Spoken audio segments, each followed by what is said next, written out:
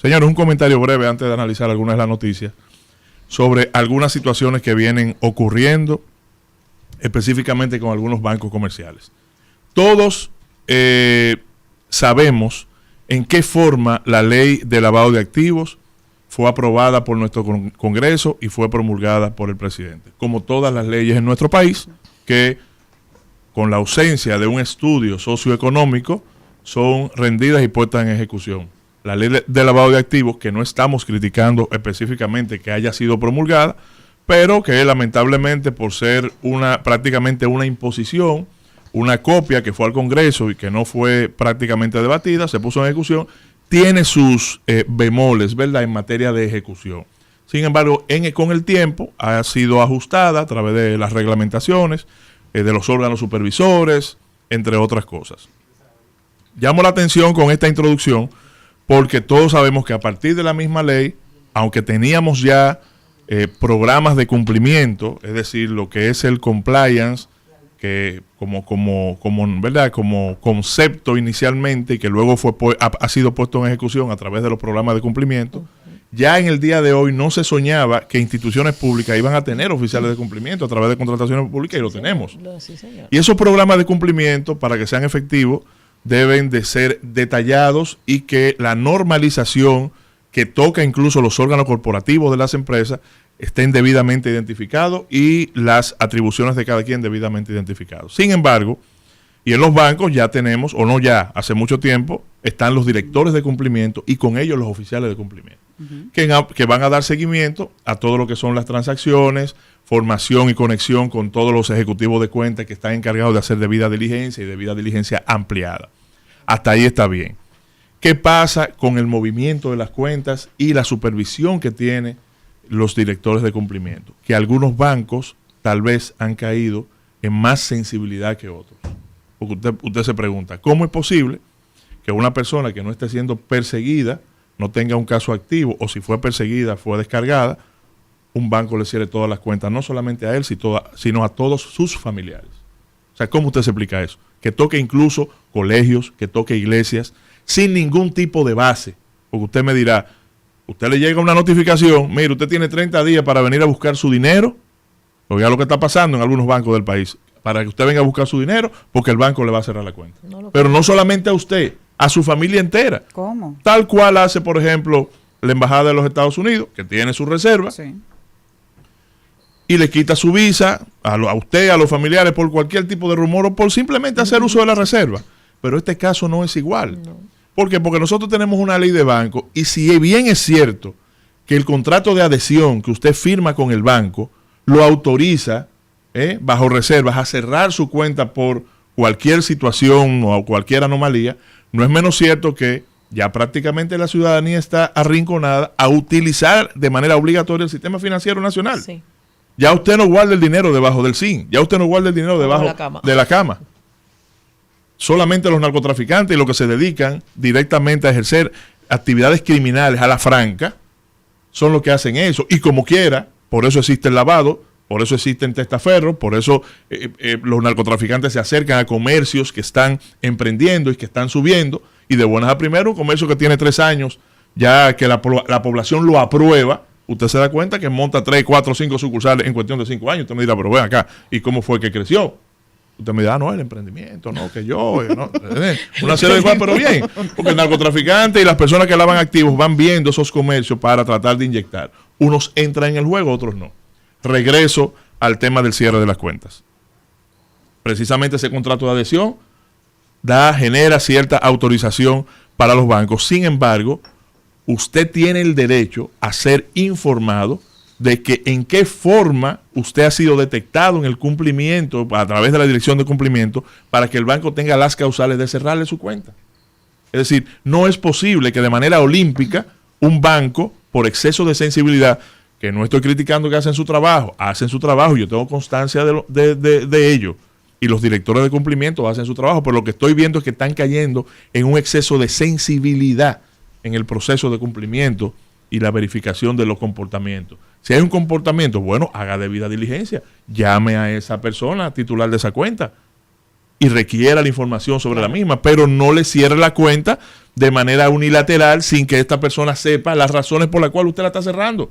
Y como quiera, usted le manda una comunicación al banco formal vía correo pidiendo ya, en un caso nuestro, por ejemplo, como representante legal, y no te da ninguna información. ¿Por qué? Porque incluso hay abogados que tienen miedo de requerirle una información a un banco de ese tipo porque tienen miedo de caer en una lista negra, porque tienen su sistema interno. Pero reitero, hay bancos que se han abierto a eso y ya no operan de esa forma, a través de los que sellar un abogado o cerrar una cuenta a un abogado porque envió un acto de alguacil. Eso ocurría antes, ya eso no ocurre. Entonces el llamado es el siguiente: si a usted le han cerrado una cuenta en un banco comercial con exceso de sensibilidad desde su departamento de cumplimiento, usted requiera la información al banco. Si el banco no le da la información, antes de activar cualquier vía judicial, vaya a Prousuario. Y en Prousuario, ya a través de la superintendencia de banco, el banco va a tener que socializar las razones por las cuales le cerró su cuenta. Y ya la superintendencia, a través de ese órgano, entonces dispondrá qué va a ocurrir con usted. Yo creo que en ese escenario pueden preservarle sus derechos. De hecho, yo tengo la experiencia con el superintendente, que valga la redundancia, es pro usuario. Es una persona pro usuario y todos sabemos realmente que es así. Así que ahí no le voy a decir que hay un embate en ese sentido, que de manera olímpica hay muchas personas que le están cerrando la cuenta, pero eso ha ocurrido, es un exceso de sensibilidad. Creo que los bancos deben manejarse de una manera con un criterio de mayor nivel, pueden tener sus razones, pero la persona tiene derecho a saberla porque no tiene otra opción de manejar sus ingresos si tiene comercio, que no sea a través del sistema financiero nacional. Tú sabes que, perdón, Manzano, de las cosas que dices, de lo que más me llama la atención como usuario, sobre todo, porque lo que soy es usuario del sistema, muchas veces de manera forzada, como tú lo especificas, porque esto es la piedra y el huevo, tú estás en el sistema o no estás, así de simple, porque tú eres sujeto de crédito y todo eso, pero lo que más me llama la atención y lo que más me mortifica como usuario es el asunto de esa pesca como de arrastre que hacen. Arrastre y falta de información. Exactamente. Pero el asunto del arrastre, como que y la individualización de las cosas, ¿qué tengo yo que ver con un asunto que haya hecho un hermano, un tío, un primo, lo que sea? Me acuerda de esos temas viejos de la policía, de que si tú hacías cualquier cosa se llevaban preso a tu familia, hasta que tú aparecieras, ¿tú entiendes? Muy Eso es parecido. un asunto represivo completamente. Muy parecido. Que violenta, o sea, los derechos fundamentales de un ciudadano que está accediendo a un sistema al cual y que el sistema te ha obligado a utilizarlo. Eso es lo que digo. De manera represiva tú tienes que usar el sistema, porque vamos a ser claros, aquí el que no tiene una cuenta de ahorro no es ente de absolutamente nada. Y es sujeto hasta de cuestionamientos, porque totalmente te obligan a... Y tú no pudiste haber juntado tu dinero en un cerdito para tú comprar tu carro. No, tú tienes que tener un financiamiento para poder demostrar. Tú tienes que tener ciertos instrumentos que la ley, el mismo sistema te obliga a tenerlos. O sea, así te obliga a endeudarte, literalmente. Y de buena primera, viene un banco y te cierra todo. Pero ¿y por qué? Porque tu prima está en un proceso. No, pero espérate, para todavía enriquecer más tu comentario, que es excelente. Lo grande es que vienen cierres en cascada. O sea, conozco un caso que te cierran en un banco, inmediatamente te cerró un banco, como un sistema interno de comunicación. Los demás ahí vienen por ahí mismo. Sí, es un efecto dominó. Un efecto dominó. Efecto cascada. Pero es lo mismo al revés y al derecho. Cuando tú tienes una tarjeta, todos los otros bancos saben que tú la tienes, que tú has tenido un buen manejo y te llaman 20. Entonces es lo mismo de manera contraria. Entonces, ahora viene la frase célebre del Chapulín Colorado: ¿quién podrá defendernos? ¿Qué vamos a hacer? Eso es un daño, un perjuicio de manera directa a mi persona por lo que implica en el sistema bancario, eso con relación a mí, a mi desenvolvimiento. O sea que dime, Manzano, ¿qué hacemos con esa gente? Sencillo. Explícame. Tenemos el programa para eso, para defender los derechos de los usuarios. Mira, yo pienso lo siguiente, y es que los bancos, yo obtuve una certificación hace como un par de semanas de la cantidad de sanciones que por la ley no la ley de lavado, sino por las normas de prevención, porque la ley mezcla las diferentes cosas y creó ahí el procedimiento sancionador, que está en manos de la superintendencia, que quienes no saben, si hay normas prudenciales del tráfico de información hacia la UAF, hacia la unidad de análisis financiero, si usted no cumple con la debida diligencia del tema de cumplimiento de las informaciones de riesgo de lavado, pues a usted lo sanciona. Y esas multas... De manera unilateral. Sí, bueno, se hace un pequeño procedimiento. El hecho es que te sancionan. Y esas multas o sanciones van por casi más de 800. Creo que ya llegan a los 1.000 millones de pesos. Okay. Entonces, cuando hacemos una restricción, los bancos generan ganancias y eso es una contingencia fuerte.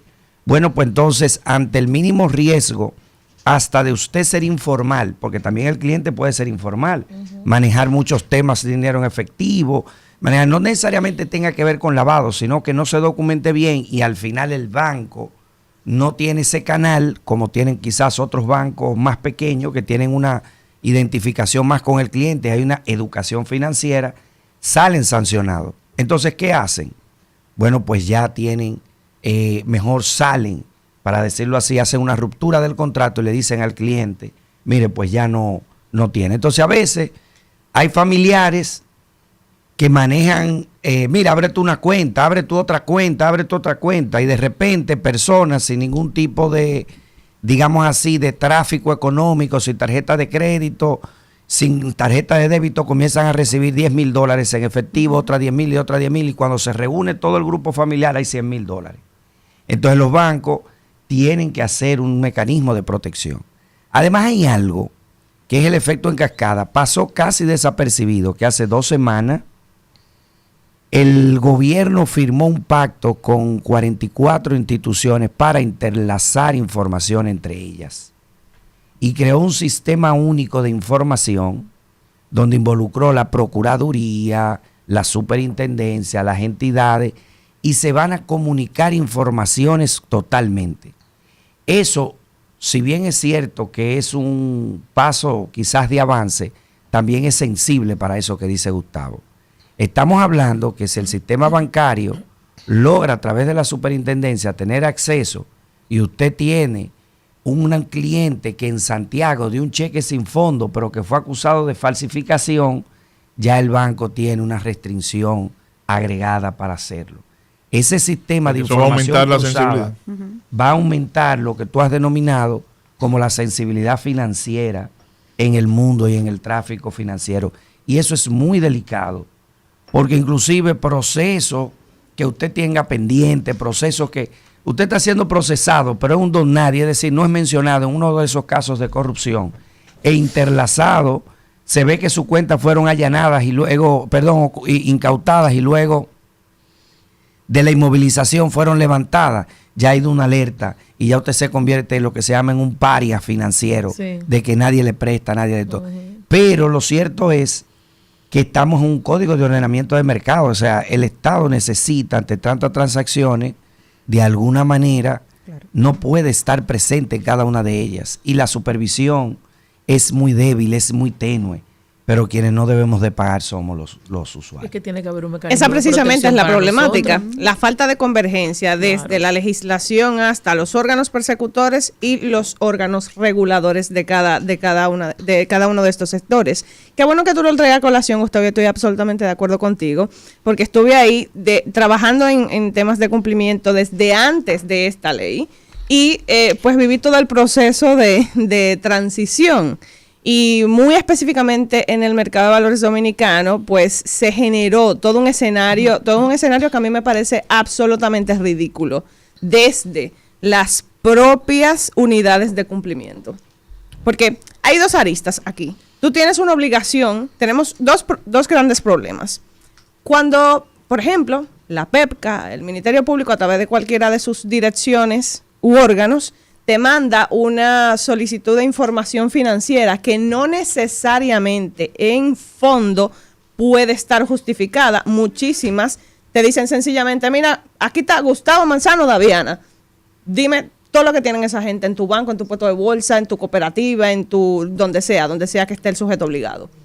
No tienen que darte o no te dan en principio la razón. Entonces, ¿cuál es la mala práctica, Laura, en qué se hace con eso? Bueno, como hay habitualmente esa misma PEPCA no te dice a ti, mira, pues ya yo dejé de investigar a Gustavo. A Manzano lo sigo investigando, guárdatelo por ahí, pero a Gustavo no me lo dice. Yo como órgano de cumplimiento, yo como sujeto obligado, ¿qué hago? No tengo nada que hacer. Primero porque aquí nadie te dice absolutamente nada de nadie en el marco de estos procesos, y son muy, muy pocas las veces que el Ministerio Público te dice, mira, le levanté la oposición a fulanito de tal, a lo que tú quieras. Por supuesto, mi criterio, mi postura es que usted es culpable cuando usted es culpable. Si interviene una decisión judicial sobre este aspecto, pues usted, para mí, es inocente. Yo no tengo que cerrarte la cuenta. Pero lamentablemente, tanto el órgano, como dice Manzano, tanto el órgano supervisor, en este caso las superintendencias, concho, te meten miedo, te dicen, mira, ¿y qué tú haces con este tipo aquí? Ajá. De cliente todavía. Si lo mandó en un listado a la PEPCA. Por supuesto, para mí hay una defensa que es justificable, que es razonable, que es lógica, pero desafortunadamente hoy en día el cumplimiento se ha vuelto más un tema de fashion bloggers. Eso es. ¿Y dónde dejamos el principio de inocencia? Exacto. Más o menos. Correctísimo. Tal cual. No, y yo creo que el comentario, o sea, el tema está bastante interesante y podemos continuarlo después de la pausa. Y señores, realmente esto es bastante preocupante y sobre todo, ¿saben qué genera aún mayor la duda? En que usuarios normales, de hábito usual de este sistema, es que vamos a recibir mayor este tipo de incidencia. Porque cuando tú ves este tipo de casos en tribunales acerca de lavado de activos y tú ves este compendio probatorio que está presentando la fiscalía, tú dices, pero ¿cómo esto pasaba por una entidad bancaria y nadie se daba cuenta? Porque a mí me depositan $2,000 y me preguntan hasta quién es el hermano por amor a Cristo, todo que me está haciendo la transferencia. Todo. Entonces, el pedigrí ciertamente del perro, nuestro sistema financiero, debido a lo delicado que es y todo lo transversal que se mueve cuando existe una falla en nuestro sistema, requiere que tengamos métodos de cumplimiento.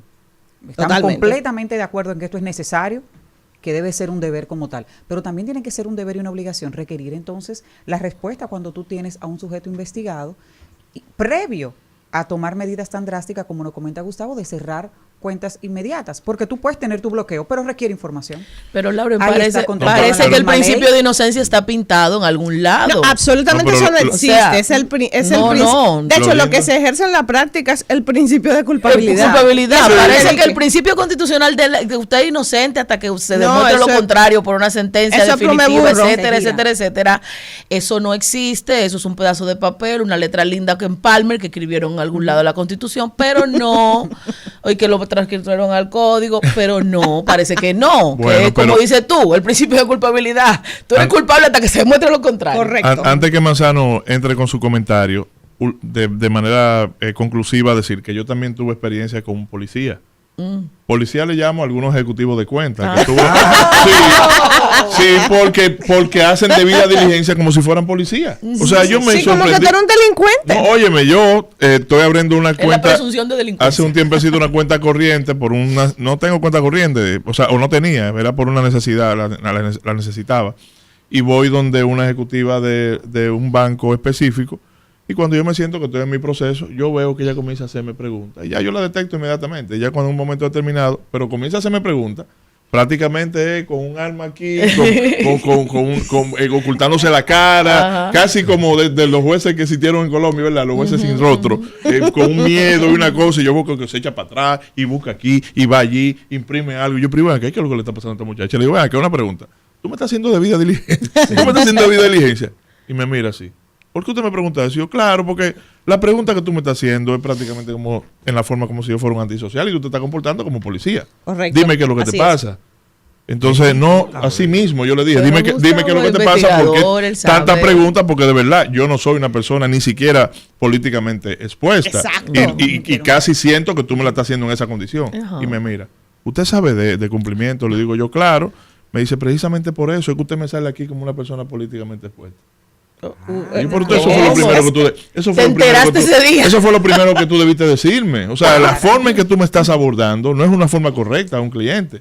Tú me estás haciendo vida de diligencia y me estás haciendo sentir como si yo fuera un Como- antisocial y ando así con una mismo sentencia es. en la cabeza y que todo el mundo la está viendo. Así es. Una Y ahí persona no entramos, yo grata. le llevé la prueba de por qué ya yo no era, pero todavía yo figuraba en el sistema. Como figuraba, Sí, todavía figuraba. Lo que sucede es que se utilizan plataformas de depuración que O sea, no borran la años luz, información, pero no la no actualizan, No la actualizan. O sea, me estaban tratando como una persona políticamente expuesta. Y sabrá Dios cuántas transacciones han sido vigiladas precisamente por esa Todas, y tú situación. estabas así. Así que nada, Manzano, adelante.